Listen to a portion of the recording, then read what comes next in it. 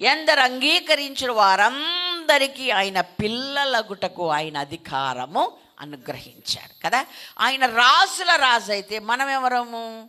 రాజులు. దేవుని స్తోత్రం, హల్లెలూయా.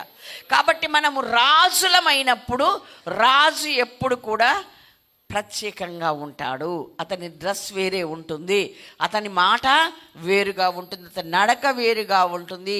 అదంతా కూడా ఆయన నడుస్తుండగా, మాట్లాడుతుండగా, చూస్తుండగానే ఇతడు ప్రత్యేకించబడిన వాడని ఇట్టే అర్థమైపోద్ది. సామాన్య జనుల్లాగా ఉండకూడదు. దేవుని స్తోత్రం, హల్లెలూయా. కనుక రాజుల రాజు అయిన ఆయన పిల్లలమైన మనము రాజులముగా భూమి మీద బతకాలి.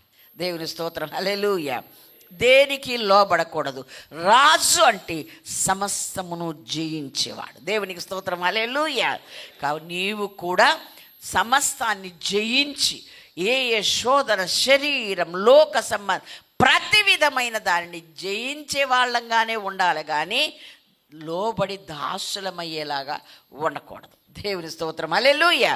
కాబట్టి మనము ఆయనకు కుమారులము, కుమార్తెలమైతే, ఆయన పిల్లలమైతే ఆయనలాగా మనము కూడా సమస్తాన్ని జయించే వారంగా మనం ఉండాలి.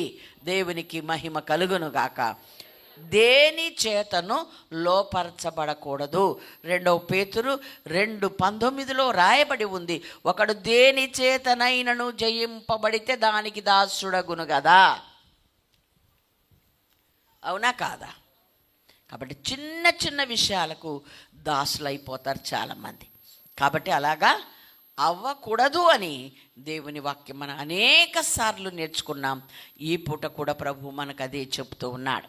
మనము జయించే వారముగానే ఉండాలి తప్ప దేనికి లోబడే వారంగా ఉండకు. మనల్ని ఏది అతిక్రమించకూడదు, అధిగమించకూడదు, మనల్ని ఏది జయించకూడదు. మనమే అన్నిటినీ జయించే వారంగా ఉండాలి. పాపమును, లోక సంబంధమైన ప్రతి విధమైన దాన్ని మనము జయించాలి, రాజులముగా ఉండాలి. ఒక మాట ఉంటుంది ఎక్కడ, యోబు 32:31 అనుకుంటా, అక్కడ రాయబడి ఉంది.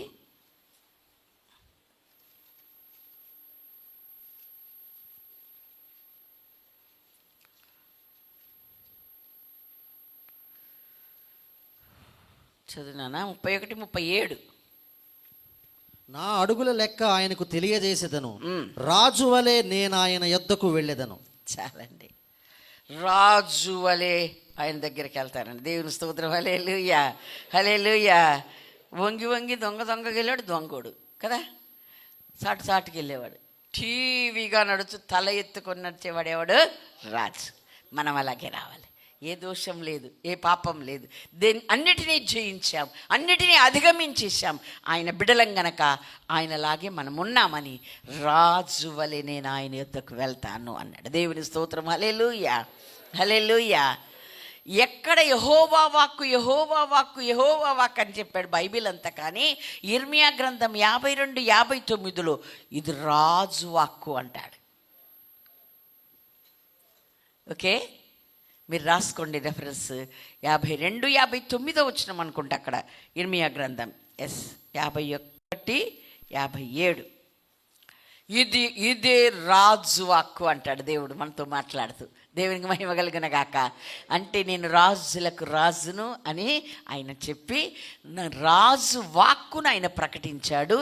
మనం కూడా ఆయన పిల్లలమే అయితే మనం ఏమవ్వాలి? మనం రాజులమే. అవునా కాదా? మనము రాణిలమే. దేవుని స్తోత్రం, హల్లెలూయా.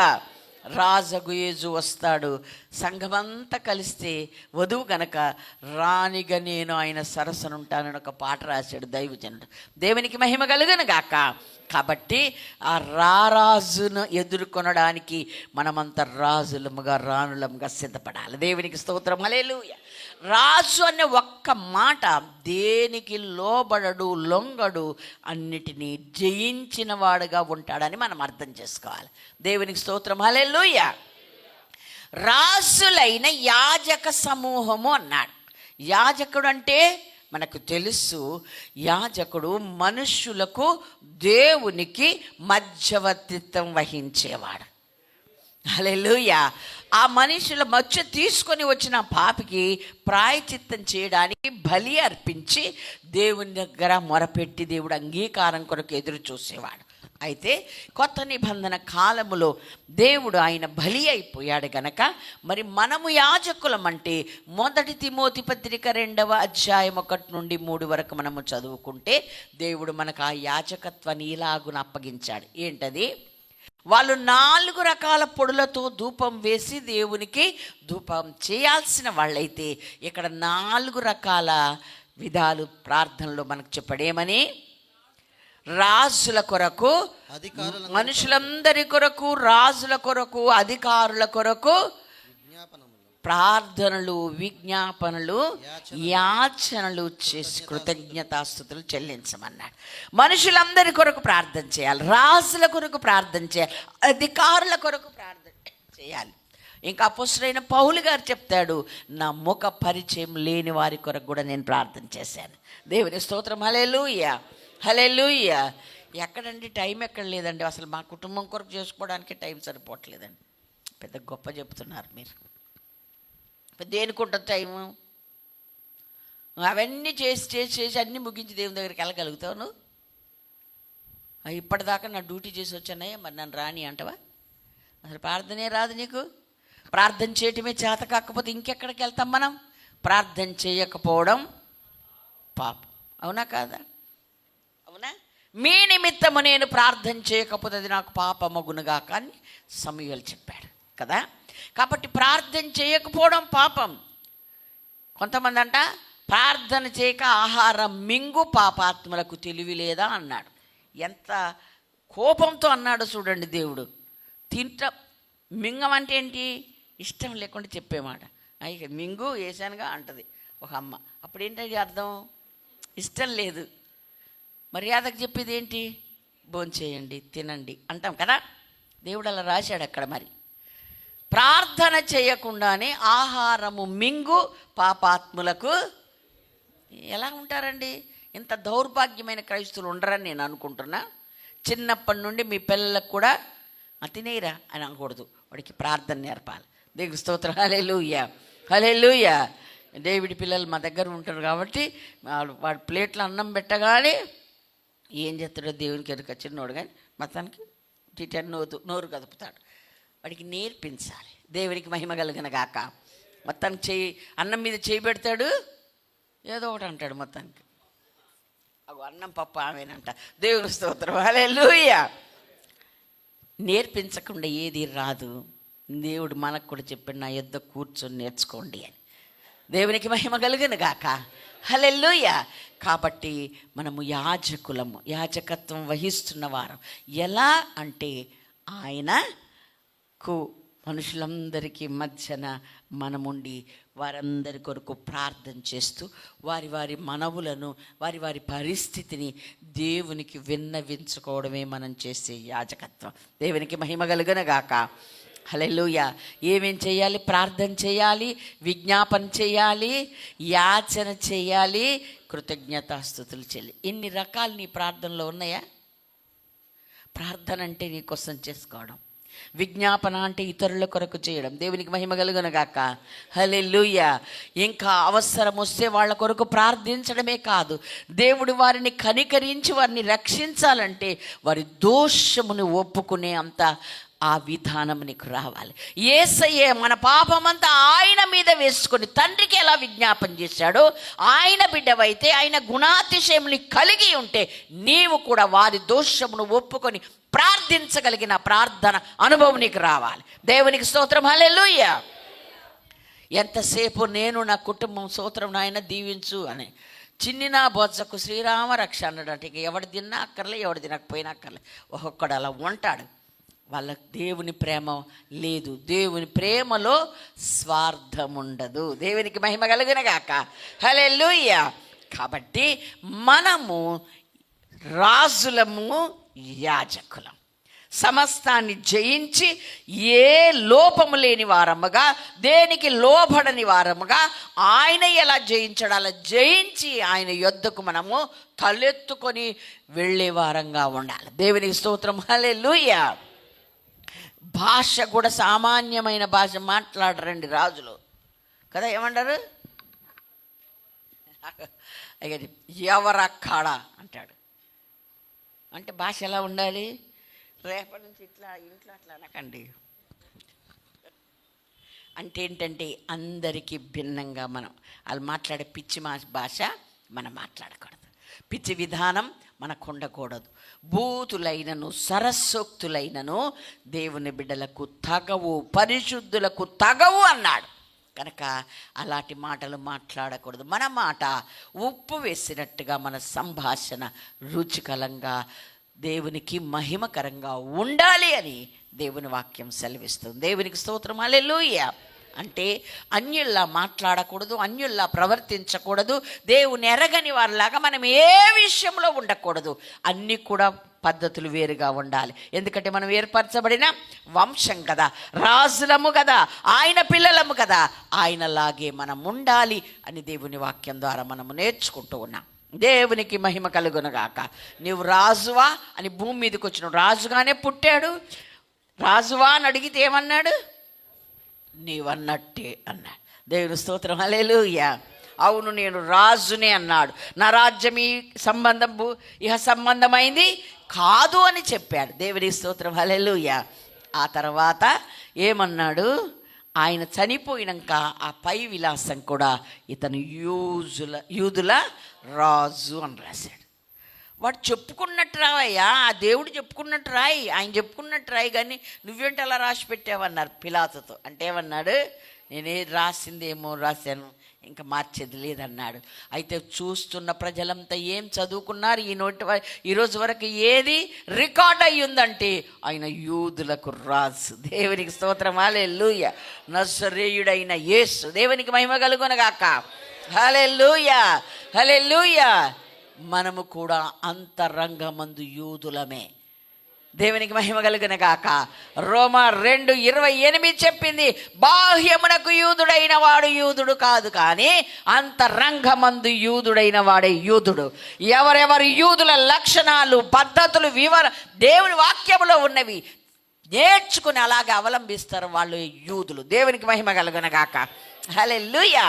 కాబట్టి మనం ఆ రాజు యొక్క ప్రతినిధులముగా భూమి మీద బ్రతకాలి అని, అందుకే మనను చీకటిలో నుండి, లోకము నుండి ఆశ్చర్యకరమైన తన వెలుగులోనికి, తనలోనికి పిలుచుకున్నాడు. దేవునికి మహిమ కలుగునుగాక. హల్లెలూయా.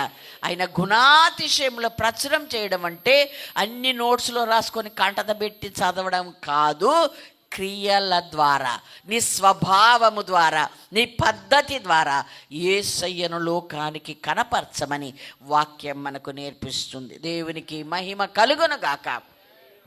అంటే నీ పరిధిలో ఎవరైనా నీతో సహవాసం చేస్తే, నీతో మాట్లాడితే ఆయనతో మాట్లాడినంత నెమ్మది, సంతోషం, ఆ విధానమే కనపడాలి అని ప్రభు మనల్ని కోరుకుంటున్నాడు. దేవుని స్తోత్రం. హల్లెలూయా.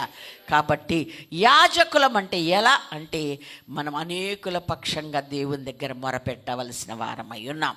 ముందు నీ కొరకు ప్రార్థన చేసుకో. విజ్ఞాపన అంటే ఇతరుల కొరకు చేయాలి. అవసరం వస్తే నీవు ఎవరి పేరెత్తి ప్రార్థన చేస్తున్నావో, ఎవరి కొరకు విజ్ఞాపన చేస్తున్నావో వారి దోషము నాదిగా ఒప్పుకుంటున్న నమ్మకం చూసి క్షమించమంటే దేవుడు తప్పకుండా వాళ్ళని క్షమిస్తాడు. దేవుని స్తోత్రం. హల్లెలూయా. అసలు తమ తప్పు తాము ఒప్పుకోరండి, వెంటనే ఇంకోటి మీద దూషిస్తారు.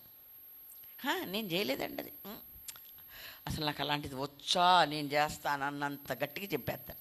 చేసింది వాళ్ళే. దేవుడు తెలీదా? అల్పులమైన మనుషులకు మనకే తెలుస్తుంది వాళ్ళు తప్పంతా కదా. నేనంట ఇంకా ఆదాం స్వభావం పోలేదు తల్లి, మీకు మార్చుకోండి నానా, మార్చుకోండి. ఆదాం ఏమన్నాడు? ఇంకోళ్ళ మీద తీశాడు, అందరూ ఇంకోళ్ళ మీద. నో నో నో, యథార్థంగా అవును, తప్పే, పొరపాటే, క్షమించు తండ్రి, అమ్మ క్షమించు అంటే అయిపోద్ది. దేవుని స్తోత్రం. హల్లెలూయా. అసలు నీది నీవే ఒప్పుకొని ఇంకొకటి ఎట్లా ఒప్పుకుంటావు? అంటే ఇది దాటాలి నువ్వు. దేవునికి మహిమ కలుగునుగాక. యథార్థంగా నీ తప్పులన్నీ, పొరపాట్లన్నీ, అవివేకాన్ని, నీ అజ్ఞానాన్ని దేవుని దగ్గర ఒప్పుకొని ప్రార్థన చేయడం నువ్వు నేర్చుకోవాలి. ఆ తర్వాత నెక్స్ట్ ఇంకొకరి దోషం, ఇంకొకరి పాపం నీ మీద వేసుకుని, అయ్యా దయతో నా ముఖం చూడయ్యా, వారి దోషం నాదని ఒప్పుకుంటున్నా, వారి పాపం నాదని ఒప్పుకుంటున్నా, నా ముఖం చూచి క్షమించు అంటే నిన్ను బట్టి దేవుడు వారిని క్షమిస్తాడు. దేవునికి మహిమ కలుగును గాక. హల్లెలూయా. తర్వాత యాచన అన్నాడు. యాచన అంటే కదా అడుక్కోవడం. నాకేం పెట్టింది, నాకు చాలా డబ్బులు ఉన్నాయి, నేను చాలా బిజినెస్ మ్యాన్, మంచి ఉద్యోగం, అడుక్కోవడం నా వల్ల కాదండి. మనుషులు కాదురా బాబా, అడుక్కోమని ఆయన దగ్గర అడుక్కో. దేవుని మహిమ కలుగును గాక. అంటే ఇచ్చే వరకు అడగడం, బెగ్ చేయడం అన్నమాట. పొమ్మంటే పోతాడండి, పోడు పోడు ఒకసారితో. ఇప్పుడు ఘరాన బిచ్చగాలు ఎక్కువైపోయారు. వేస్తావా? ఇవా వేస్తావా? నువ్వు వేయపోతాయండి కదా. దీన స్వభావం కలిగి 10 సార్లు అడిగేవాళ్ళు. అమ్మా ఆ స్వరాలు ఇప్పుడు వినబడట్లే, గరానే వినబడుతుంది. ఓకే, కానీ ఆ యొద్దు మనకు, మనం దేవుని దగ్గర దీనులమే. దేవుని స్తోత్రం. హల్లెలూయా.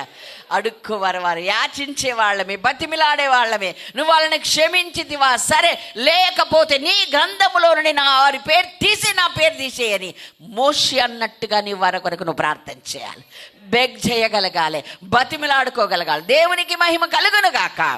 అప్పుడు ఇవన్నీ దేవుడు చేశాడని కృతజ్ఞతాపూర్వకముగా దేవుణ్ణి స్తుతించి నీ ప్రార్థన ముగించాలి.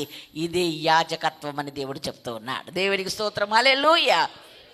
అప్పుడు లిటరల్గా పాపి కొరకు యాజకత్వం చేసి పాప పరిహారార్థ బలి నర్పించిన యాజకులు ఉండగా, ఇప్పుడు ఈ కాలములో మనము ఈ యాజకత్వం చేయాలి.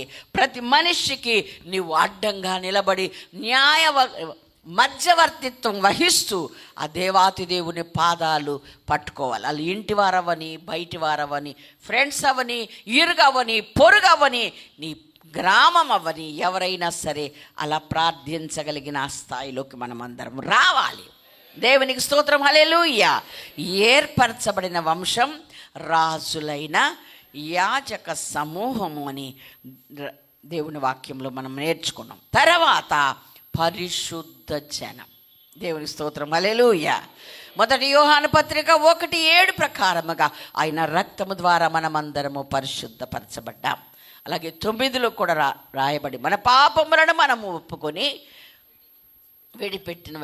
విడిచిపెట్టిన ఎడల ఆయన నమ్మదగిన వాడు, నీతిమంతుడు గనుక ఆయన రక్తం మన సమస్త పాపములోని మనలను పరిశుద్ధులుగా, పవిత్రులుగా చేస్తుంది. దేవునికి స్తోత్రం. హల్లెలూయా. అచంచలమైన విశ్వాసం కూడా మనలను పరిశుద్ధంగా మార్చుతుంది. దేవునికి మహిమ కలుగును గాక. హల్లెలూయా. కాబట్టి విశ్వాసము ద్వారా పరిశుద్ధపరచబడిన రక్తము ద్వారా మనము పరిశుద్ధపరచబడతాం. అలాగే బకెట్లు వాక్య ఉదక స్నానము ద్వారా మనము పరిశుద్ధపరచబడతాం. ఉదకం అంటే ఎస్ కదా. చాలామందికి తెలుగు సరిగ్గా రాదు. అయ్యగారి దగ్గర చాలా నేర్చుకోవాలి మనం కదా. ఇంత పెద్ద పెద్ద తెలుగు పదాలు వాడుతూ ఉంటారు కదా. అవన్నీ నిజమైనవి, ఎక్కడి నుంచి కొని తెచ్చుకోలేదు కదా. ఉదకము అంటే నీరు. బైబిల్ చెప్పింది ఏమని? దేవుడు క్రీస్తు తన యొక్క సంఘము కొరకు ఆయన శ్రమపడి మహిమగల సంఘముగా ఆయన ఎదుట నిలబెట్టుకోవాలని వాక్యం అనే ఉదక స్నానము ద్వారా మనల్ని పరిశుద్ధపరచబడ్డాడు. దేవునికి మహిమ కలుగును కాక. హల్లెలూయా. 1 గంట ప్రసంగం చేసి చాలా చాలా తక్కువ సంఘాలు ఉన్నాయి. నేర్చుకునే చిలక పలుకుల్లా కొన్ని మాటలు చెప్పేసి వెళ్ళిపోయే సంఘాలే ఉన్నాయి. అట్లయితే మురికిపోదండి. ఎప్పటికప్పుడు బకెట్ నీళ్ళతో స్నానం చేస్తేనే మురికిపోతాయి. చెమ్మెడి నీళ్ళతో ఎవరు స్నానము? వాక్యం అనే ఉదక స్నానము అన్నాడు. కాబట్టి విస్తారమైన వాక్యం మనపై కృమ్మరించబడుతుంది. దేవుని స్తోత్రం. హల్లెలూయా. అనగా ఎంత ధన్యులం అంటే ఈ దినమంతా వాక్యమే కదండి. ఉదయం తెల్లవారుజాము నుండి మరలా ఈవినింగ్ వరకు కూడా, రాత్రి వరకు కూడా మనకు వాక్యాలు. ఏమండి, మేము గొర్రెలవని పాలెంలో విన్నాం. ఇక మళ్ళా అలాంటి వాళ్ళు ఎవరన్నా ఉన్నారా? అయ్యగారే 4 సెక్షన్లలో చెప్పారా లేదా? ఇదంతా దేవుడు అది వినకూడదు, మనం వినొచ్చా? అప్పుడే బకెట్ నీళ్ళు నువ్వు పోసుకొని స్నానం చేసినట్టు లెక్క. దేవునికి మహిమ కలగనగాక. హల్లెలూయా. ఇక్కడ ఈని వెళ్ళిపోయావనుకో నీకు చెంబెడి నీళ్ళే వచ్చినట్టు లెక్క అవుతుంది. ఓకే, కాబట్టి మనము గ్రహించాలి, ఉదక స్నానము ద్వారా, వాక్యము ద్వారా పరిశుద్ధులంగా, ఆయన రక్తము ద్వారా పరిశుద్ధులముగా, ఆయన యందల చంచలమైన విశ్వాసము ద్వారా పరిశుద్ధులముగా తీర్చబడతాము. కాబట్టి మనకు పరిశుద్ధ జనము అని పేరు. దేవునికి స్తోత్రం. హల్లెలూయా, హల్లెలూయా. దేవుడు అన్నాడు, నేను పరిశుద్ధుడను గనక మీరు కూడా పరిశుద్ధులై ఉండుడి అన్నాడు. అలాగే నేను పరిశుద్ధులుగా ఉండుటకే మిమ్మల్ని పిలిచాను, కానీ అపవిత్రులుగా ఉండుటకు మిమ్మల్ని పిలవలేదు అన్నాడు. ఈ ఘటమును మీరు పరిశుద్ధతలో కాపాడుకున్నటకు చాలా జాగ్రత్తగా మీరు ఉండండి అని చెప్పాడు. తెస్సలోనిక పత్రికలో రాయబడి 4వ అధ్యాయంలో రాయబడి ఉన్నాయి. అలాగే 1 పేతురు 1వ అధ్యాయం 13-14 వచనములు అన్నాడు, నీ దేవుడు పరిశుద్ధుడు గనక మీరు కూడా పరిశుద్ధులై ఉండండి. పరిశుద్ధులుగా ఉండుటకే ఆయన మిమ్మల్ని పిలిచాడు. దేవుని స్తోత్రం. హల్లెలూయా. కాబట్టి మనమందరం పరిశుద్ధ జనము. దేవునికి మహిమ కలుగునగాక.